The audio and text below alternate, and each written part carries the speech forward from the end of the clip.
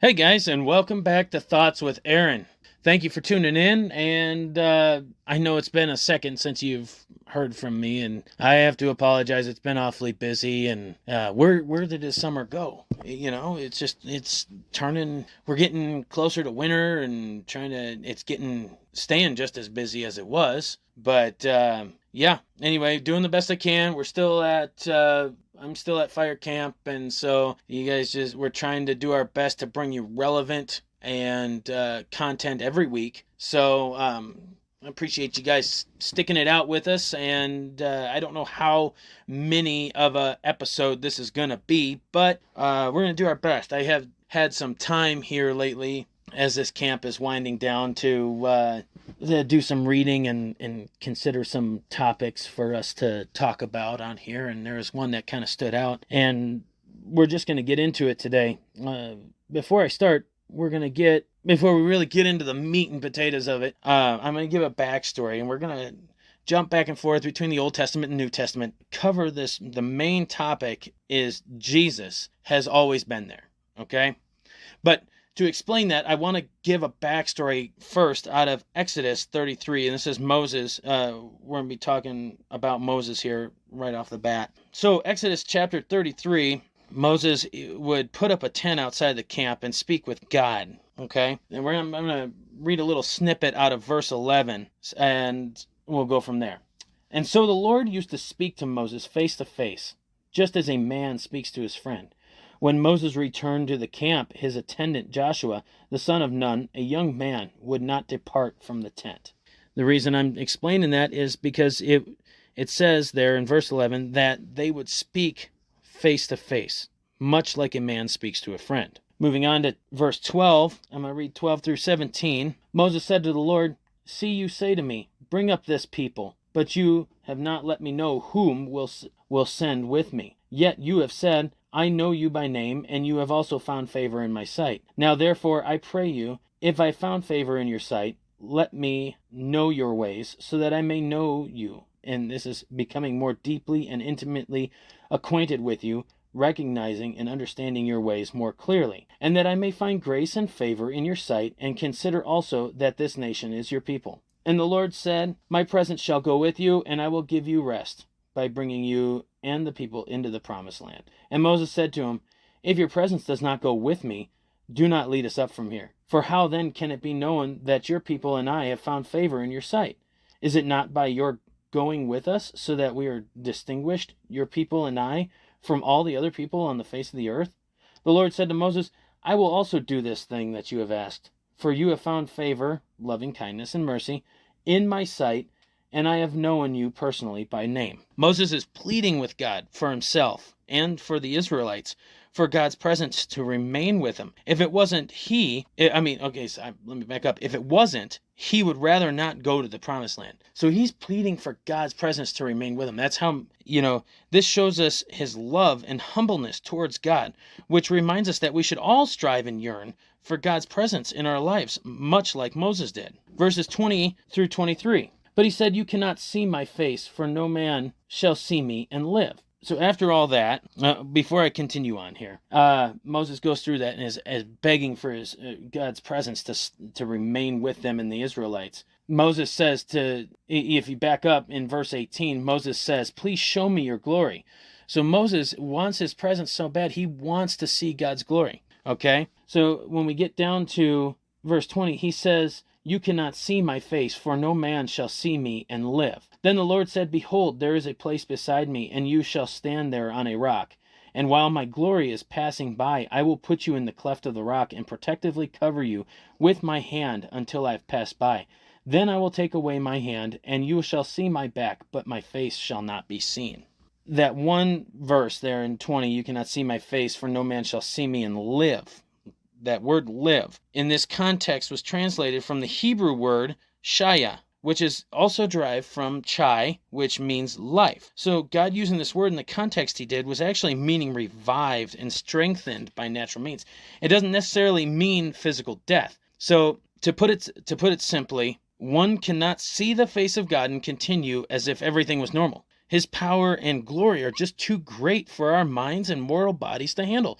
we'd be changed so dramatically from seeing God's face that we wouldn't be able to be relatable. So God pretty much tells Moses this, that if he saw his face, that he would be changed so dramatically on all levels that no one could relate to him anymore.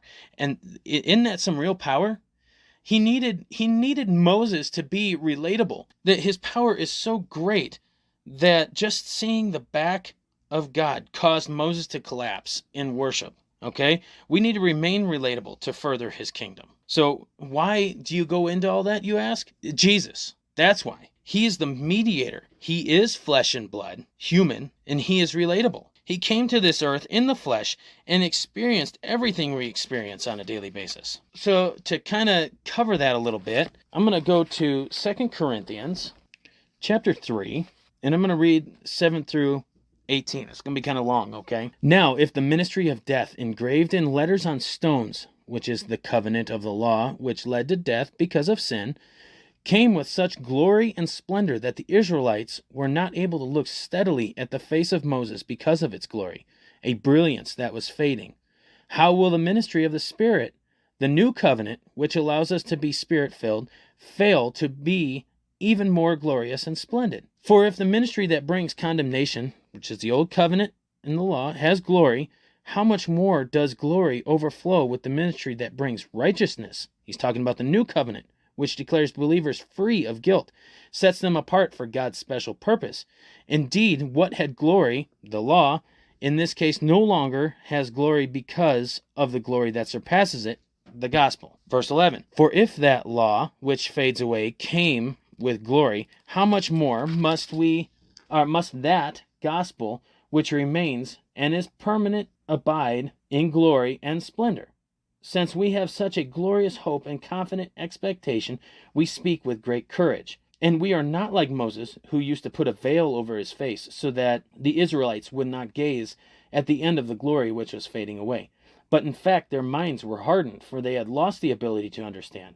For until this very day, at the reading of the Old Covenant, the same veil remains unlifted, because it is removed, here it is, only in Christ. But to this day, whenever Moses is read, a veil of blindness lies over their heart. But whenever a person turns in repentance to faith to the Lord, the veil is taken away. Now the Lord is the Spirit, and where the Spirit of the Lord is, there is liberty, which is emancipation from bondage and true freedom. And we all, with unveiled face, continually seeking, as in a mirror of the glory of the Lord, are progressively being transformed into his image, from one degree of glory to even more glory, which comes from the Lord, who is the Spirit. Jesus is what lifts the veil, to see God's glory more clearly, okay? Let's look at John chapter 14, verse 6. Jesus said to him, I am the only way to God, and the real truth, and the real life. No one comes to the Father but through me. Do what Marshall normally does here. Reading out of a study Bible, I'm going to read this subtext at the bottom. Through his death and resurrection, Jesus is the way to the Father. He is also the truth and the life. As truth, he is the revelation of God. As life, he is the source of our very beings. I want to back up a little bit more in the book of John there to chapter 6. And I want to read in, I have it wrote down here that I wanted to, I want to look at what Jesus said in chapter 6, verse 46. But actually, I want to start in verse 41, okay? And Jesus at this point is explaining to the Jews his reason for being here, okay? So chapter 6, verse 41 in the book of John, now the Jews murmured and found fault with him because he said, I am the bread that came down out of heaven. They kept saying, is this not Jesus, the son of Joseph, whose father and mother we know? How does he now have the arrogance to say, I have come down out of heaven? So Jesus answered, stop murmuring among yourselves. No one can come to me unless the Father who sent me draws him, which is giving him the desire to come to me, and I will raise him up from the dead on the last day. It is written in the prophets, and they will all be taught of God. Everyone who has listened to and learned from the Father comes to me. Verse 46, not that anyone has seen the Father, except he who was with the Father and who is from God. He alone has seen the Father. He's pretty much saying we're starting to transition into the meat and potatoes of this episode today of Jesus always being there, and the way to God is through Jesus. Bottom line here is Jesus is fully human. He is also fully God. The reason for him coming and his sacrifice is to provide us a way, the only way we can enter boldly into the glorious presence of the Father. And this is stated in Hebrews, let me find it here, chapter 10, verse 19. Therefore, believers, since we have confidence and full freedom to enter the holy place, the place where God dwells, by means of the blood of Jesus. Okay? Jesus has always been there. Yes, he came in the flesh, but was and has been present from the beginning. As we mentioned before, it is only through him that we mortal humans can come to the Father. Okay? We're going to get into some stories here. I am going to encourage you to read through these stories for yourself. But there are several instances riddled throughout the Old Testament where it is believed that Jesus appeared, interacted, and guided people throughout time.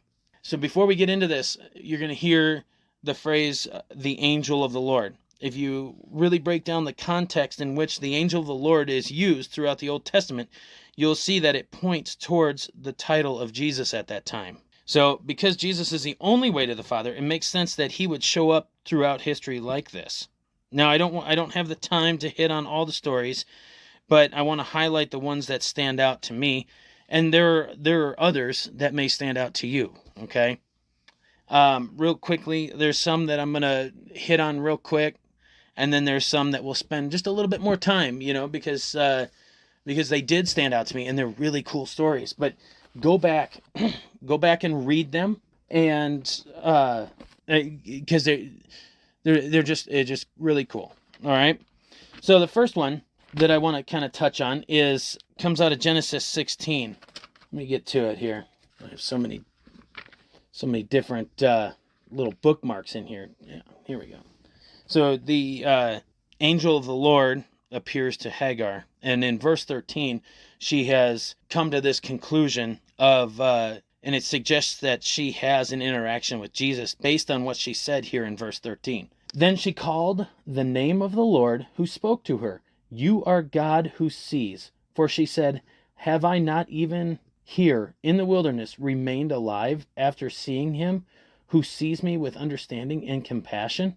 So she's asking herself there, she has recognized that she has looked upon the face of God to her understanding, but we've already gone through that. You cannot look upon the face of God. So the only explanation there is that she had an interaction with Jesus at this time. Now, so I told you I was going to cover this stuff real quickly, some of these ones, but my favorite one is going to come next, and it comes out of Genesis chapter 18. It's almost undeniable that it was Jesus. Okay, and it's about Abraham seeing the three strangers. Okay, now the Lord, chapter 18.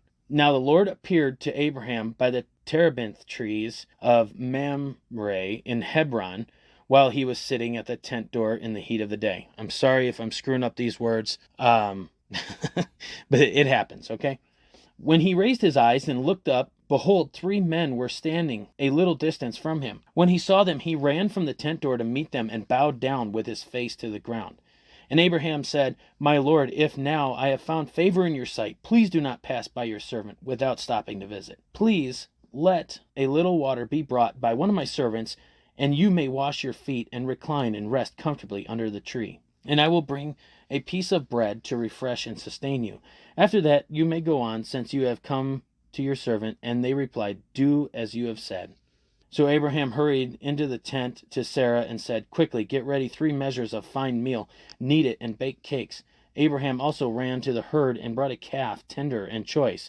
And he gave it to the servant to butcher, and then he hurried to prepare it. Then he took curds and milk and the calf which he prepared, and set it before the men. And he stood beside them under the tree while they ate. Then they said to him, where is Sarah your wife? And he said, there in the tent. He said, I will surely return to you at this time next year, and behold, Sarah your wife will have a son. And Sarah was listening at the tent door which was behind him. I'm not going to go on any further, but how cool would that be? You know, it's speculated that at least one of these three men were Jesus. And, doesn't that kind of make you, we're not supposed to have jealousy, but doesn't that make you kind of jealous that would you want to sit down and, with Jesus and have a meal with him? Let me wash your feet. There was a reason that Abraham, when he saw him, he immediately recognized him and fell to the ground and worshiped him and wanted to, wash his feet. There, it's almost, like I said earlier, it's almost undeniable that it was Jesus. Moving on to Genesis 22, and I'm sure that you guys, if you are familiar with the Bible stories, and this is a very popular story you heard as a kid, if you haven't heard it, Abraham, being tested, was asked to sacrifice a son, and he already came to the realization that God could raise people from the dead. So Genesis chapter 22, it was the angel of the Lord who stopped Abraham from sacrificing his son. And you can see that in verse 11 of 22. But the angel of the Lord called to him from heaven and said, Abraham, Abraham. He answered, Here I am. The Lord said, Do not reach out with the knife in your hand against the boy, and do nothing to harm him. For now I know that you fear God with reverence and profound respect, since you have not withheld from me your son, your only son of promise. So read through that whole story, okay? You'll quickly realize that Jesus was interacting. I'm going to move on to Genesis chapter 32. And I had to sit and read this a few times. It really makes it sound, it's a very intriguing story. And the title of it in the Bible here is Jacob Wrestles. Verse 30, So Jacob named the place Peniel, the face of God, saying, For I have seen God face to face, yet my life has not been snatched away. He saw Jesus, who is our way to God, which is why he can say he saw God face to face. And I want to read again the subtext at the bottom. And so 32:24. Check this out. So I'll read the verse and then I'll read the subtext. So Jacob was left alone, and a man came and wrestled with him until daybreak. They make this sound like it's hard, and I really don't know. They make it sound like it's a physical interaction. So it's interesting. And the subtext at the bottom of that verse, some believe that the man who wrestled with Jacob was the pre-incarnate Jesus Christ. Others believe the man was the angel of God. In any case, Jacob wrestled with a manifestation of God, and because of God's mercy, he survived. And then the verse that I read, verse 30, the dramatic name Face of God given to the location shows the awesome nature of the encounter. Here, God's messenger in human form was the same as God himself, which, who else could that be? Jesus. A fact which Jacob recognized to his amazement. In Hebrew thought the penalty for seeing God's face to face was death. Yet Jacob had passed through such an experience and had survived. So, I mean, that all points to Jesus. Okay? All right, so getting back to Moses in Exodus 3, we're making our way back to that in the burning bush, okay? It's the voice that revealed to Moses that he was so the voice revealed to Moses that he was in a very profound statement, I am. So that's in verses, let's look here, 13 and 14. Then Moses said to God, Behold, when I come to the Israelites and say to them, The God of your fathers' ancestors has sent me to you, and they say to me, What is his name? What shall I say to him? God said to Moses, I am who I am. And this is capitalized. And he said, You shall say this to the Israelites, I am has sent me to you. I am. Jesus tells us plain as day in John chapter 8, as he is speaking with the Jewish leaders. Let me look this up here. John chapter 8.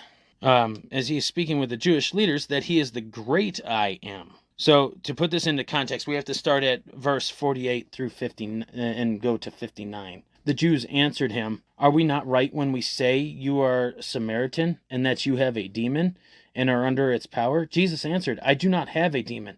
On the contrary, I honor my Father, and you dishonor me. However, I am not seeking glory for myself. There is one who seeks glory for me and judges those who dishonor me. I assure you and most solemnly say to you, if anyone keeps my word, by living in accordance with my message, he will indeed never, ever see and experience death. The Jews said to him, now we know that you have a demon and are under its power. Abraham died, and also the prophets. Yet you say, if anyone keeps my word, he will never, ever taste death. Are you greater than our father Abraham, who died? The prophets died too. Whom do you make yourself out to be? Jesus answered, if I glorify myself, my glory is worth nothing. It is my Father who glorifies me, of whom you say he is our God. Yet you do not know him, but I know him fully.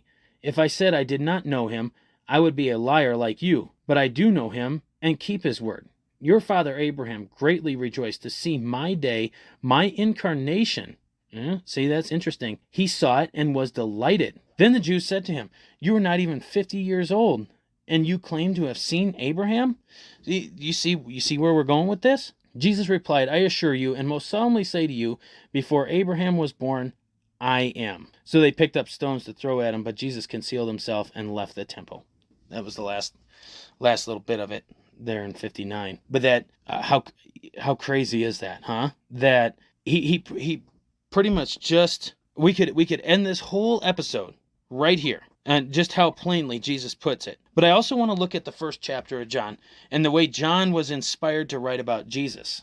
Okay? And the title of this is The Deity of Jesus Christ. In the beginning, before all time, was the Word, Christ, and the Word was with God, and the Word was God himself. He was continually existing in the beginning, co-eternally with God.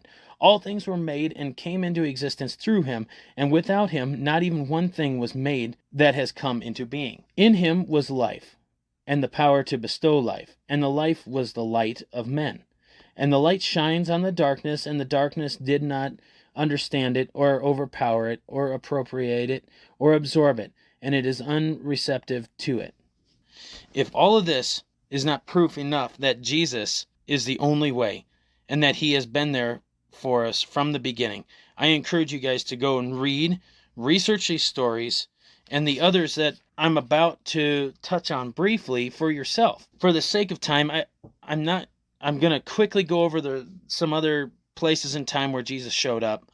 But like I said, go read these stories. Go research them. There's nothing to hide. It plainly states it in here. And so I want to back up. Exodus 13, verse 21, also explained in chapter 14, verse 19. Jesus was the cloud and the pillar of fire.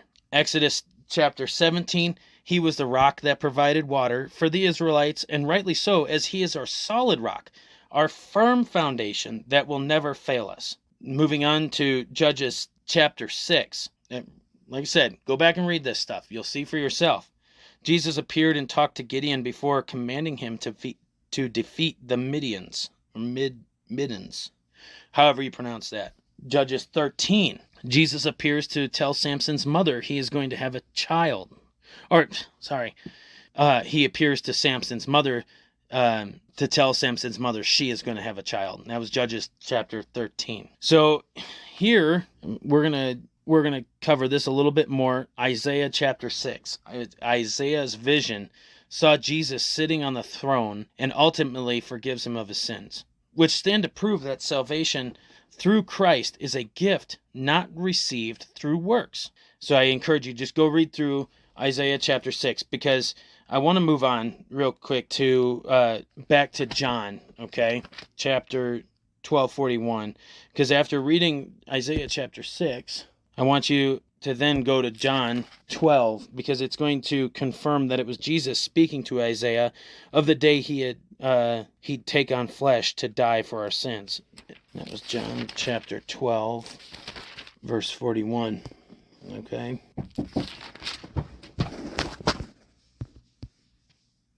All right, oh joy, the joys of fire camp and people coming knocking at your door. Where were we? We were talking about, go read through Isaiah chapter 6. And then after reading that, go to John chapter 12, verse 41. And it's going to confirm that Jesus is speaking to Isaiah on the day he'd take on flesh and die for our sins. So here we go.